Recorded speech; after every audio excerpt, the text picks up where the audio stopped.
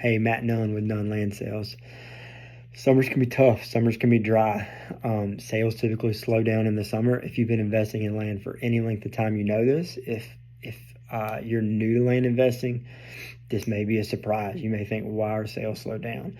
Sales typically slow down in the summer, but I wanted to encourage you in my prayer time this morning from the book of Jeremiah. I feel like the Lord has a word for us land investors.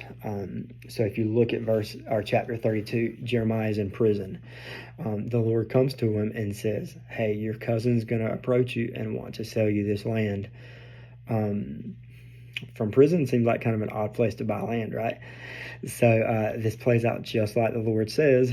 His cousin comes to him, and Jeremiah gives him some silver for the land, and then he gets the deed and he puts it in this clay pot and keeps it. But this land's in Babylonian territory, so it seems kind of odd for the Lord to tell Jeremiah to buy this land. But Jeremiah knows that the Lord will redeem it and use it at a later point. So 3 points that I felt like us land investors could take from this would be, number one, that land investing is a long-term play. Like all real estate, it's not a short-term play. This is a long-term play. Let's not count our successes based on short-term setbacks, but let's look at the bigger picture here.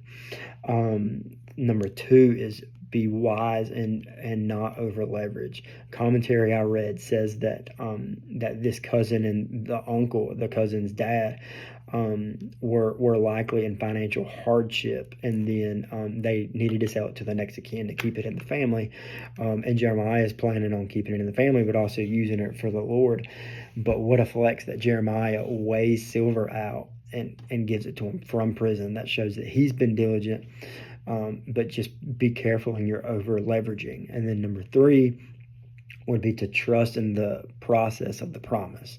And so Jeremiah knew that this would be a long-term play, trusted in the Lord on buying land in Babylonian territory, and knew that the Lord would redeem this land. And so I just want to encourage you to make sure that you look at it as a long-term play right now. Don't judge your success based on a tough June or July. Use it as a long-term play.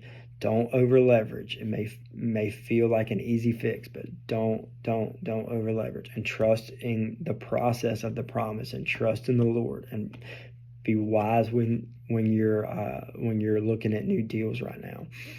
And so I just want to encourage you with that. Jeremiah 32, awesome read for a land investor.